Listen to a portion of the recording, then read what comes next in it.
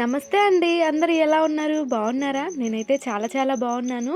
మీరందరూ కూడా బాగుండాలని మనస్ఫూర్తిగా అయితే కోరుకుంటున్నాను. ఈ వీడియో అయితే నేను 31st నైట్ రోజు తీసింది. నైట్ అంటే ఏ మధ్యరాత్రో కాదండి. 9, 10 అవుతుంది అంతే.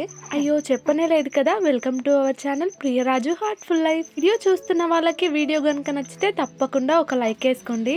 నలుగురమే ఉన్నాం. ఇంకొకడు మిస్ అయింది కదా, వాడు పండుకున్నాడు. వాడు తొందరగా వండుకుంటాడు, ఎంత ఊపినా లేవ్వడన్నమాట. మా చిన్నోడేమో లేట్ గా వండుకుంటాడు. గింత శబ్దం అయితే చాలు లేచి కూర్చుంటాడు. మధ్యరాత్రి లేవటానికి మా ఆయనకి ఓపిక ఉండదు, పిల్లలకి ఉండదు. అందుకని ఇంకా నైట్ టైమే కేక్ అయితే కట్ చేసుకుంటున్నాము. పోనీ మార్నింగ్ టైమ్ లో చేసుకుందామన్నా కూడా ఇంకా మా ఆయనకి వీలు కాదు. కోలపారం నుంచి వచ్చేసరికి లేట్ అవుతుంది.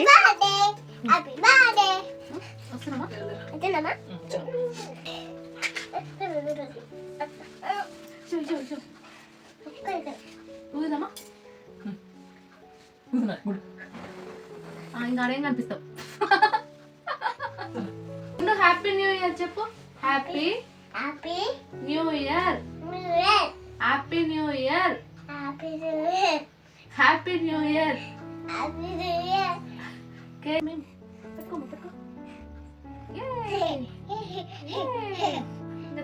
ఫస్ట్ మేము తినిపించుకుందాం అనుకున్నాం. వాడు మధ్యలో కూర్చొని నాకు నాకు అంటుండు. ఫీల్ అవుతాడు కదా, అందుకని ముందు మా చిన్నోనికే తినిపించినాం. వాళ్ళ అన్నకు తినిపిస్తుంటే నా చిట్టి తల్లి నాకేదన్నట్టుగా చూస్తుంది. మా పెద్దోడు ఈ రోజు నా బర్త్డేనా అందుకే కేక్ తెచ్చిర్రా అని అడిగి అడిగి ఇంకా నిద్రపోయి. అందరికీ కూడా హ్యాపీ న్యూ ఇయర్ అండి. ఈ సంవత్సరం మీరేమేమి అనుకుంటారో అన్ని కూడా నెరవేరాలని మనస్ఫూర్తిగా కోరుకుంటున్నాను. నేను కూడా అనుకున్నది చేరుకుంటే బాగుంటుండే. పోయిన సంవత్సరం న్యూ ఇయర్ కి అయితే మా ఆయన ఫుల్ బిజీ, నేను పిల్లలే ఉన్నాం. ఇక ఎప్పుడైనా సరే బయటికైతే అంత ఓము, ఎందుకంటే చిన్న పిల్లలతో మళ్ళా బయటకోవాలంటే మస్తు యాస్ట్కి వస్తుంది. పాపతోన హ్యాపీ న్యూ ఇయర్ చిట్టి తల్లి అనగానే నవ్వుతుంది. పిల్లలు గనుక ఉట్టిగా నవ్వినా సరే మనం మాత్రం మస్తు మురిసిపోతాం కదా.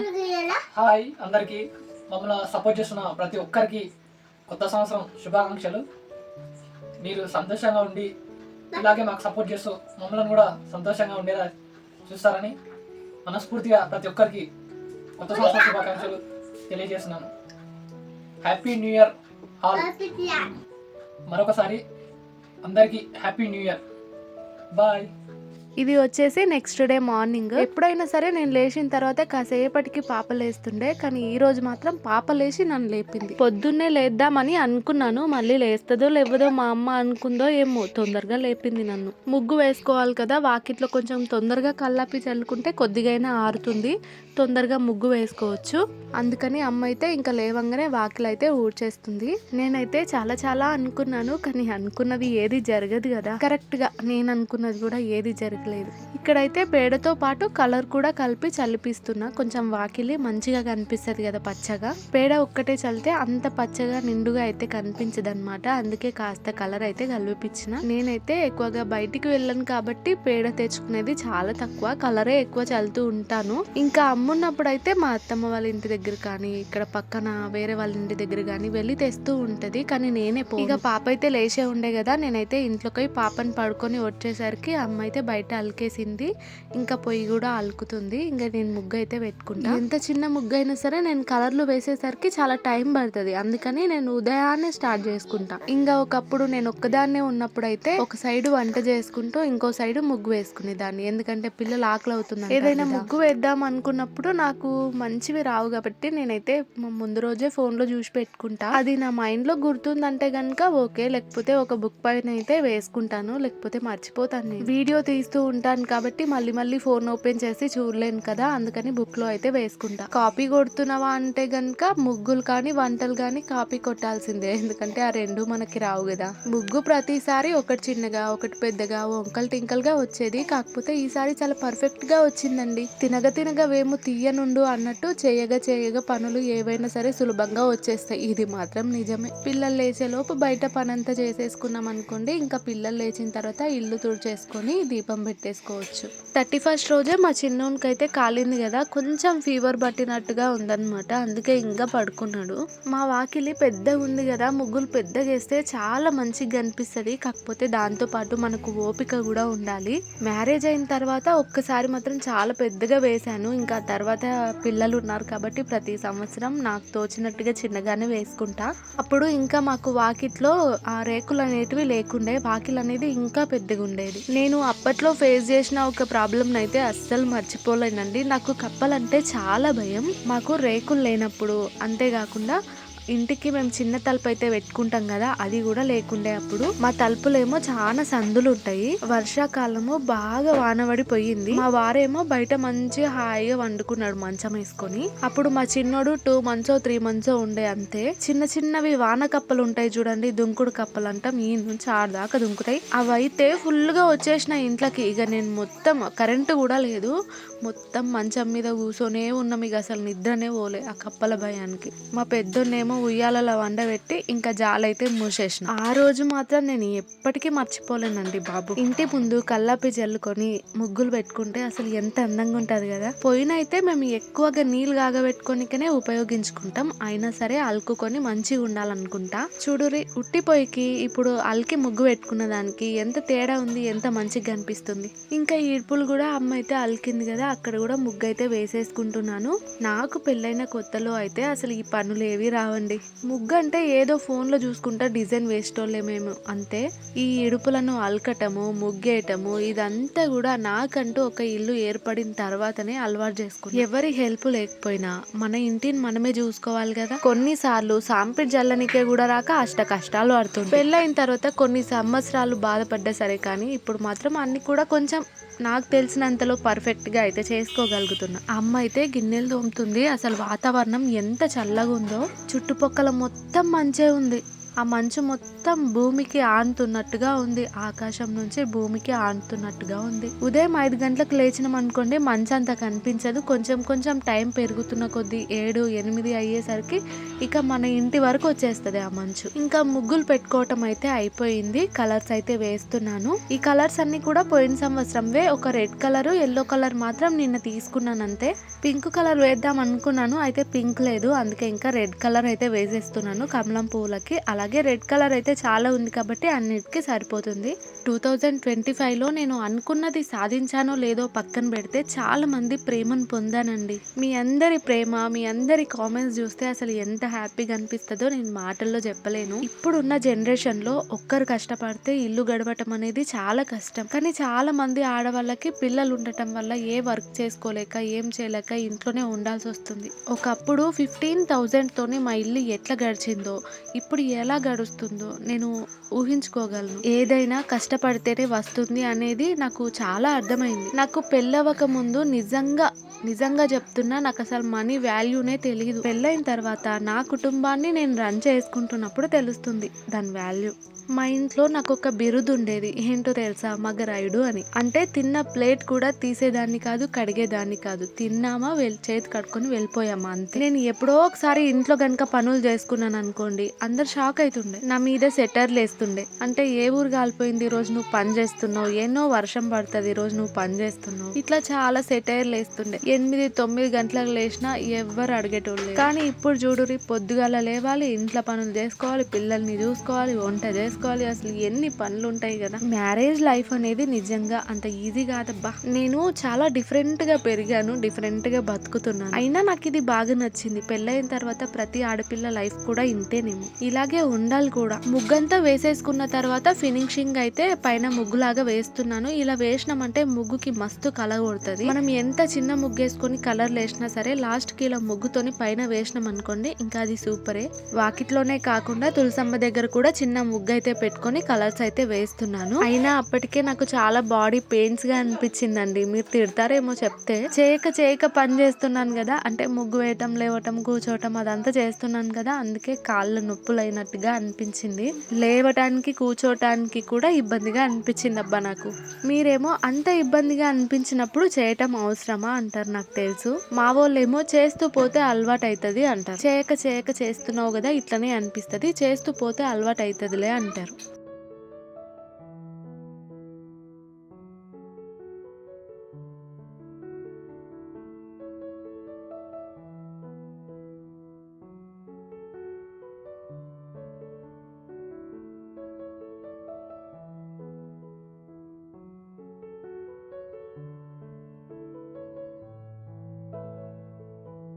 ఇక వెంటనే బ్రష్ అయితే చేసేసుకొని టీ అయితే గరం పెట్టుకుంటున్నా. ఇంతసేపు బయట ఉన్నా కదా, కూల్ గా అనిపిస్తుంది. అందుకే ఇంకా వెంటనే ఇంట్లోకి వచ్చేసి చాయ్ అయితే పెట్టేసుకొని కొంచెం చేతులు కాపుకుంటున్నాను.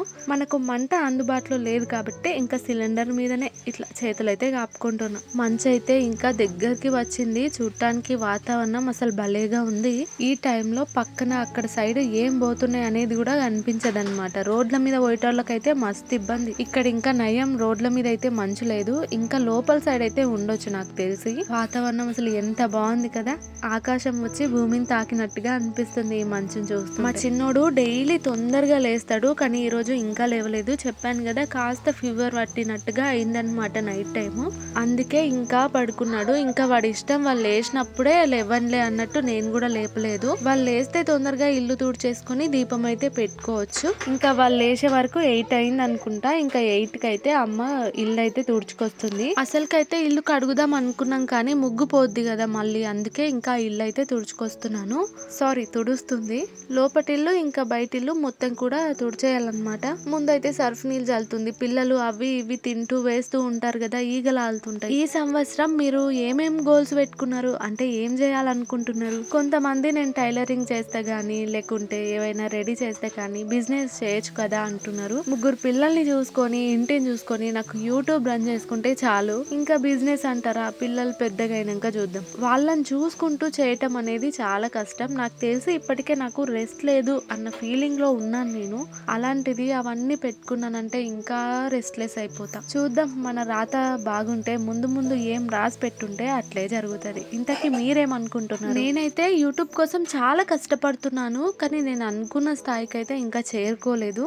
ఈ సంవత్సరం అన్నా నేను అనుకున్న స్థాయికి చేరుకుంటే బాగుండు అని అనుకుంటున్నాను. ఇంకా ఏదైనా సాధించాల్సింది ఉందా అంటే ప్రస్తుతం ఏమీ లేదు. యూట్యూబ్ ని నేను అనుకున్న స్థాయికి తెచ్చుకోవాలి, పిల్లల్ని బాగా చూసుకోవాలి, ఇంటిని మంచిగా చూసుకోవాలి. ఫస్ట్ నా హెల్త్ నేను పట్టించుకోవాలి. ఈ యూట్యూబ్ వల్ల ఏమేమి అయిపోతున్నానో ఏమో నాకే అర్థమైతలేదు. ఇంకా వెంటనే ఫ్రెష్ అప్ అయిపోయిన తర్వాత ఇంకా దేవునికి పూజ అయితే చేసుకుంటున్నాను. డెలివరీకి ముందు పూజ చేసుకుంటే మళ్ళీ డెలివరీ తర్వాత ఇప్పుడే అన్నమాట పూజ చేయటం ఇంట్లో. ఇంతవరకు అయితే ఇంకా దీపం పెట్టలేదన్నమాట. డెలివరీ తర్వాత ఇంకా నేను కానీ మా ఇంట్లో వాళ్ళు కానీ ఎవరు దీపం పెట్టలేదు. ఈ రోజే మొదటిసారి. 41 డేస్ తర్వాత అయితే పెట్టుకోవచ్చంట. కానీ నేను ఆగి ఇంకా 2 months కి పెడుతున్నాను. చాలా మంది 2 క్వశ్చన్స్ కాదు 3 క్వశ్చన్స్ అయితే రిపీటెడ్ గా అడుగుతున్నారు. ఒకటి వచ్చేసి మీ ఊరేదని. నేను చాలా సార్లు చెప్పాను, మా ఊరు అంతారం. అంతారమా, అదేంది అంటారు. మా ఊరి పేరే అంతారం. ఇంకా తర్వాత మీ పాపకి ఎన్ని మంత్స్ అని అడుగుతున్నారు. మా పాపకి 2 కంప్లీట్ అయ్యి ఇప్పుడు 7 వస్తే గనుక 3 పడతాయి. బర్త్ వెయిట్ ఎంత ఉంది, ప్రెసెంట్ వెయిట్ ఎంత ఉంది అని అడుగుతున్నారు. బర్త్ వెయిట్ వచ్చేసి 3.5 ఉండే, ఇప్పుడు 4.2 ఉంది. ఇంకొకటి చెప్పనా, మా పెద్దోడు 12 kgs ఉన్నాడు, మా చిన్నోడు కూడా 12 kgs ఉన్నాడు. మా చిన్నోడు అయితే కరెక్ట్ గా ఉన్నాడు, కాకపోతే మా పెద్దోడు హైట్ పెరగట్లే, వెయిట్ పెరగట్లే. వాడు అస్సలు తినడు ఎందుకో. ఇంకా నేనేమో 49 kgs అయితే ఉన్నాను. అప్పుడు 50 దాటిపోయి ఉండే, ఇప్పుడు ప్రస్తుతం అయితే 49 ఉన్నాను. మొన్నే అంగన్వాడికి అయితే వెళ్ళొచ్చామన్నమాట. అందుకే అందరి వెయిట్లు కూడా తెలుసు. ఈ సంవత్సరం మీరేం చేయాలనుకుంటున్నారు, ఏం సాధించాలనుకుంటున్నారు, కామెంట్స్ చేసి చెప్పురి. ఒకరినొకరం ఆల్ ది బెస్ట్ చెప్పుకుందాం. నేను వీడియో స్టార్ట్ చేయక ముందు చాలా అనుకుంటాను, ఇది మాట్లాడదాం అది మాట్లాడదాం అని. కానీ ఒక్కసారి వీడియో మాట్లాడదాం స్టార్ట్ చేసిన తర్వాత ఏం మాట్లాడాలనో అసలు అర్థమే కాదు. ఇంకా ఇక్కడైతే దేవుళ్ళని తుడుచుకొని దీపం అయితే పెట్టేసుకుందామని దేవుళ్ళని అయితే తుడిచేసుకున్నాను. చాలా రోజులు అవుతుంది కదా, కింద మొత్తం తుడిచేసి మొత్తం పువ్వులంతా రాలిపోయి కొంచెం బ్లాక్ గా అయిందనమాట. అందుకే నీట్ గా తుడిచేసుకున్నాను. చాలా మంది నేను ఫస్ట్ టైం దేవుళ్ళని పెట్టుకున్నప్పుడు క్లాత్ వేసి పెట్టండి అని చెప్పారు. నాకు నిజంగా తెలియదు, అందుకే వేసుకోలేదన్నమాట. ఇంకా చాలా మంది చెప్పేసరికి ఈసారి క్లాత్ వేసి అయితే పెట్టుకుంటున్నాను. గ్రీన్ గానీ రెడ్ గానీ వేద్దాం అనుకున్నాను. ప్రస్తుతం ఇంట్లో అయితే అవి లేవు. నెక్స్ట్ టైం మళ్ళీ దీపార్థన చేసుకునేటప్పుడు క్లాత్ అయితే మార్చుకుంటాను. గ్రీన్ కలర్ కానీ రెడ్ కలర్ కానీ వేసుకుంటాను, బాగుంటుంది. 2025లో ఇంకొక షాకింగ్ విషయం ఉందబ్బా. ప్రతి సంవత్సరం నేను గాని మా ఆయన గాని చాలా పోట్లాడుకునే వాళ్ళం, అంటే ఎక్కువ గొడవ పడే వాళ్ళం. గొడవలు అంటే ఏ ఇంట్లో అయినా మామూలే కదా, కానీ 2025లో అంత గొడవలే లేవు మా మధ్య. అంటే మాకు పెద్దగా టైం కూడా లేదులేండి గొడవలు పడేంత. ఆయన నా కోళ్ల పారంలో కోడి పిల్లలతో బిజీ, నేనా ఇంట్లో పిల్లలతో బిజీ. మాట్లాడుకోవటానికే టైం దొరకట్లేదు, ఇంకా పోట్లాడటానికి ఎక్కడ దొరుకుతుంది. మాట్లాడుకోవటానికి కూడా టైం లేదు అని బాధపడాలో, గొడవలు లేవులే అని ఆనందపడాలి. బాధపడాలో అర్థం కాదు. ఇక ఇంట్లో అయితే పూజ ప్రశాంతంగా చేసేసుకుంటున్నాను.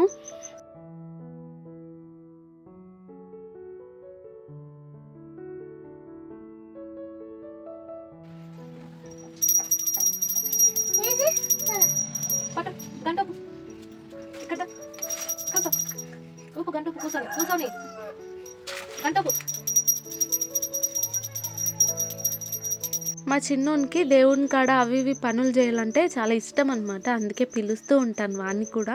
ఇంట్లో దీపం పెట్టేసుకున్న తర్వాత ఇంకా తులసమ్మ దగ్గర కూడా దీపం అయితే పెట్టేసుకుంటున్నాను. ఈ సంవత్సరం అయితే నేను అనుకున్నవి, అలాగే నా యూట్యూబ్ కుటుంబ సభ్యులందరూ అనుకున్నవి నెరవేరాలని మనస్ఫూర్తిగా అయితే కోరుకుంటున్నాను. కష్టాలు రావద్దు అని మొక్కుకోవద్దు, ఎందుకంటే కష్టాలు కంపల్సరిగా వస్తాయి. వాటికి మనం అంటే చాలా ఇష్టం కదా.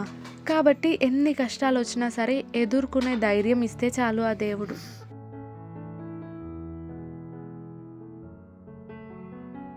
ఇంట్లో ధూపం గనుక వేసుకున్నామంటే నెగిటివ్ శక్తి అనేది అసలు ఏది ఉండదు. అంతేకాదు ఇల్లంతా ప్రశాంతంగా అనిపిస్తుంది. అప్పుడప్పుడు వేస్తూ ఉంటాను. అంటే పొయ్యి ముట్టించి నిప్పులు గనుక ఉన్నాయనుకోండి ఇంకా వేస్తాను. ఆ పొగ స్మెల్ కూడా బాగుంటుంది. ఇంట్లో అట్మాస్ఫియర్ అనేది చాలా మంచిగా అనిపిస్తుంది. పూజ చేసుకున్న ప్రతిసారి వెయ్యాలనిపిస్తుంది, కానీ నిప్పులు ఉండవు కాబట్టి నిప్పులు కనుక ఉన్నాయంటే ఇంకా వేస్తాను. లోపటి ఇంట్లో బయట ఇంట్లో మొత్తం కూడా తిప్పేసిన తర్వాత ఒక దగ్గర అయితే పెట్టేశాను.